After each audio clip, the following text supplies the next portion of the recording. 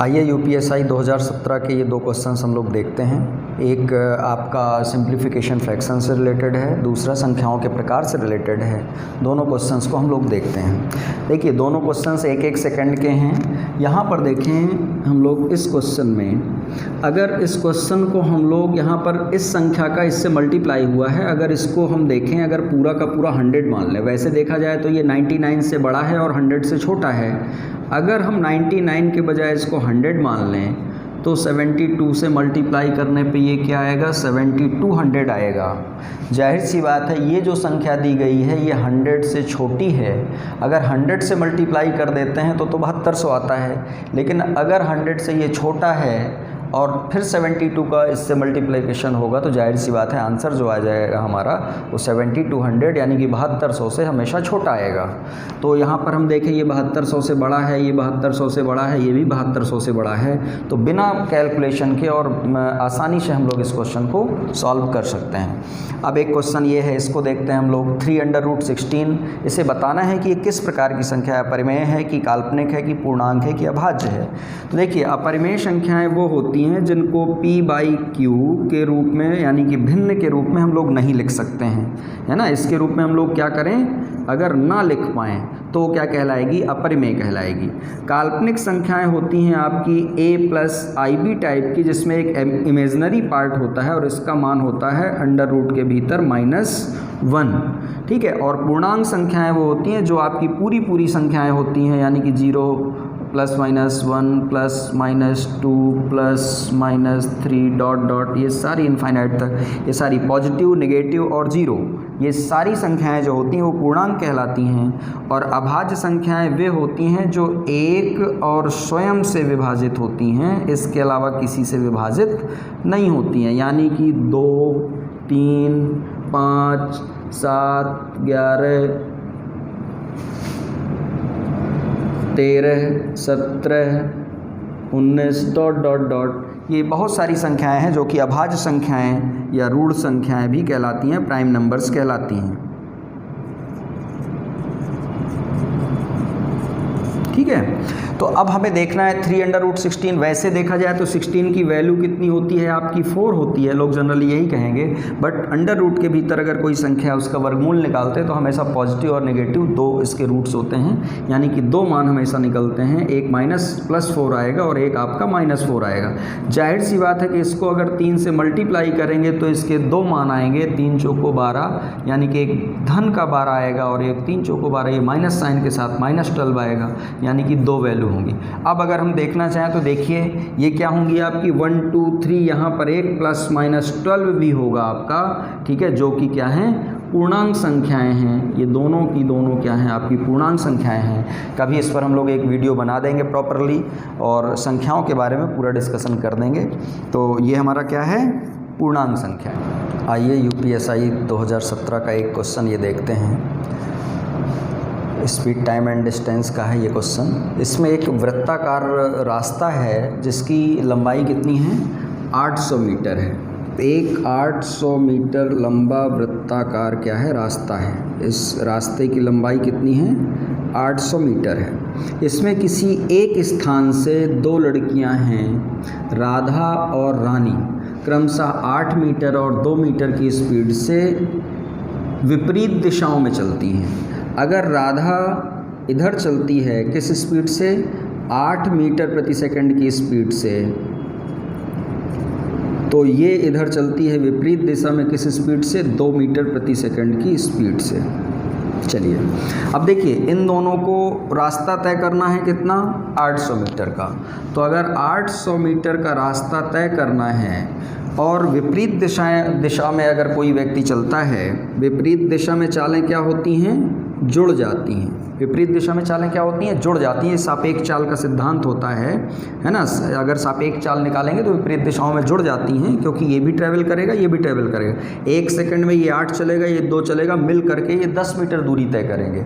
इसलिए ये चालें क्या होती हैं, जुड़ जाती हैं। तो 8, 2, 10, यानी कि इसकी सापेक्ष चाल जुड़ जाएगी 10 मीटर प्रति सेकंड के हिसाब से 800 मीटर की दूरी को ये 80 सेकंड में तय करेंगी और कहीं ना कहीं ये क्या होंगी, आपस में मिल जाएंगी। और जब मिलने के बाद क्या होंगी, ये फिर से एक दूसरी दिशा में चलना शुरू कर देंगी। अब यहाँ पर प्रश्न है कि जब दोबारा ये लोग एक पहली बार मिलती हैं तो यहाँ पर स्पीड में इनके चेंज हो जाता है। राधा की गति क्या हो जाती है, आधी हो जाती है। देखिए पहली वाली ये क्या थी, राधा की गति, तो अब राधा की गति क्या हो जाएगी 4 और इसकी गति दुगनी हो जाती है तो ये कितनी हो जाएगी 2 से ये भी 4 हो जाएगी। जाहिर सी बात है अभी इनकी सापेक्ष चाल 8 2 10 हो गई थी, लेकिन एक बार मिलने के बाद जब ये पुनः विपरीत दिशा में चलेंगी तो इनकी सापेक्ष चाल क्या हो जाएगी 8 हो जाएगी और 800 मीटर, वही राउंड तो 800 मीटर का है और चालें इनकी बदल चुकी हैं लेकिन विपरीत दिशा में ही है। मिलने के बाद भी दूसरा राउंड जब पूरा करेंगी तो 4 4 8 विपरीत दिशा में चालें क्या हो जाएंगी 8 मीटर प्रति सेकंड हो जाएगी, जुड़ जाएगी सापेक्ष चाल। और इसको अगर निकालेंगे तो कितनी बार कटेगा आपका 100 बार कटेगा, यानी कि 100 सेकंड टाइम आ जाएगा। ये क्या है, दूरी है। देखिए ये क्या है आपकी दूरी, ये क्या है आपकी सापेक्ष चाल। इससे निकलता क्या है आपका समय, समय बराबर होता है दूरी बटे चाल, वो हम निकाल रहे हैं। पहला चक्कर 800 मीटर का ही है, दूसरा चक्कर 800 मीटर का ही है। दोबारा मिलने के बाद तीसरा चक्कर जब लगाएंगी तो भी इनकी चालें बदल जाएंगी। ये देखिए आधी हो गई थी, दूसरा चक्कर पूरा करने के बाद जब ये मिलेंगी तो फिर से इसकी गति आधी हो जाएगी, कितनी हो जाएगी 4 से 2, और इसकी गति कितनी हो जाएगी, दुगनी हो जाएगी। तो 4 से ये हो जाएगी 8, दोनों की सापेक्ष चाल चूँकि विपरीत दिशा में चल रही हैं इसलिए 8 2 10 हो जाएगी। तो यहाँ पर 10 मीटर प्रति सेकंड के हिसाब से यहाँ पर भी तीसरा चक्कर लगाएंगी और तिबारा मिल जाएंगी फिर, बट यहाँ पर भी टाइम लगेगा उनको कितना 80 सेकंड का। जाहिर सी बात है कि तिबारा जब वो मिलेंगी, यहाँ पर क्या लिखा हुआ क्वेश्चन क्या, तीसरी बार जब वो मिलेंगी तो पहला चक्कर पूरा करने के बाद पहली बार मिलेंगी, दूसरा चक्कर पूरा करने के बाद दूसरी बार मिलेंगी और तीसरा चक्कर पूरा करने के बाद तीसरी मिलेंगी। और इन तीनों चक्करों को पूरा करने के बाद दोबारा जब मिलेंगी तो उन्हें टोटल टाइम कितना लगेगा 80 सेकंड, 100 सेकंड और 80 सेकंड, यानी कि 260 सेकंड का टोटल टाइम लगेगा। ये इसका आंसर है। आइए यूपीएसआई 2017 में आए हुए इस क्वेश्चन को देखते हैं। यहाँ पर पी क्यू आर 3 पूर्णांक दिए हुए हैं जिनमें कि पी और क्यू के बारे में बताया गया है कि धनात्मक विषम पूर्णांक है, जबकि आर के बारे में बताया गया है कि ये एक समपूर्णांक है। और यहाँ पर पी क्यू आर में रिलेशन से संबंधित 4 ऑप्शन दिए गए हैं। पूछा गया है कौन सा इसमें सही नहीं है, अर्थात 3 ऑप्शन इसमें सही होंगे, एक गलत ऑप्शन जो है वो हमें सिलेक्ट करना है, चुनना है। तो यहाँ पर हमने गौर से इसके ऑप्शन को देखा, ध्यान दिया कि पी में क्यू को घटाया जा रहा है, पी में आर को घटाया जा रहा है। इसका मतलब पी की वैल्यू को हमने बड़ा ले लिया है। P और Q चूँकि 2 विषम संख्याएं हैं तो हमने 2 वैल्यू ले ली हैं, और R एक सम संख्या है तो हमने R को भी P से थोड़ा छोटा करके उसको भी हमने एक वैल्यू ले ली है। अब इन वैल्यूज़ के आधार पर हम इन चारों जो ऑप्शन में दिए गए हैं, इनमें आपस में संबंध दिया गया है, उसमें वैल्यू रख करके हम देखेंगे कि क्या इसकी वैल्यू विषम आती है, क्या इसकी वैल्यू सम आती है, क्या इसकी वैल्यू विषम आती है, या इसकी वैल्यू सम आती है। जो भी सही होंगे वो हमारे करेक्ट ऑप्शन हो जाएंगे, और जो भी हमारा आंसर होगा, जो गलत ऑप्शन होगा वो आएगा नहीं हमारा। तो हम लोग चेक करते हैं, पहला वाला चेक करते हैं। यहाँ पर Q की वैल्यू 7 है, P और R की वैल्यू है 15 - 6। P है आपका 15, R है आपका 6। तो यहाँ पर अगर देखें तो ये हो जाएगा आपका 7 × 9 आ जाएगा 63। ये क्या है, एक विषम संख्या है, यानी कि ये स्टेटमेंट हमारा सही है। दूसरा स्टेटमेंट देखते हैं, P - R का स्क्वायर। P क्या है 15 माइनस R क्या है 6 का स्क्वायर, ये भी आपका 9 का स्क्वायर हो जाएगा, आपका 81 आएगा। ये भी क्या है आपका विषम है, जबकि यहाँ पर क्या दिया हुआ है सम, यानी कि स्टेटमेंट हमारा क्या है गलत है। आंसर तो यहीं पर आ गया, बट हम लोग इन ऑप्शंस को भी चेक करते हैं कि ये भी हमारे सही होने चाहिए, सिर्फ एक ही ऑप्शन गलत होना चाहिए। तो आंसर तो हमारा आ चुका है। आइए यूपीएसआई 2017 के इस क्वेश्चन को हम लोग देखते हैं। स्पीड, टाइम एंड डिस्टेंस से है ये।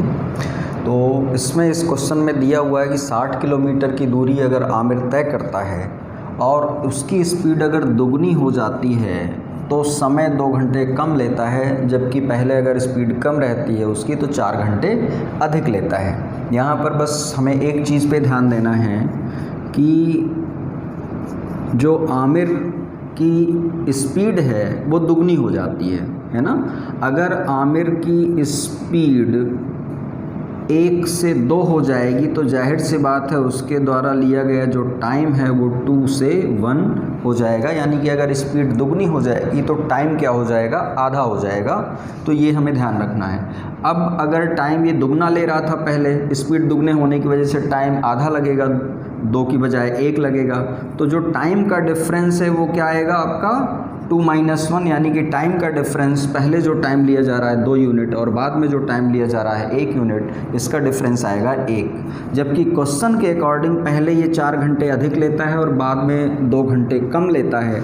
यानी कि यहाँ पर जो टाइम का डिफरेंस आ रहा है वो 4 घंटा अधिक और 2 घंटा इधर पीछे है। ये पूरा क्या हो जाएगा आपका 6 घंटे का टाइम का डिफरेंस आ जाएगा।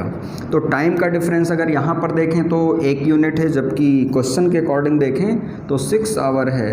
यानी कि 1 यूनिट का मतलब कितना हो गया 6 आवर और 2 यूनिट का मतलब कितना हो गया 12 आवर। यानी कि अगर अपनी ओरिजिनल स्पीड से आमिर ट्रैवल करता है, जो ये लिखा हुआ है गति, अगर ओरिजिनल स्पीड से ट्रैवल करता है तो 12 घंटे का टाइम लगता है, वो भी कितनी डिस्टेंस तय करने में 60 किलोमीटर।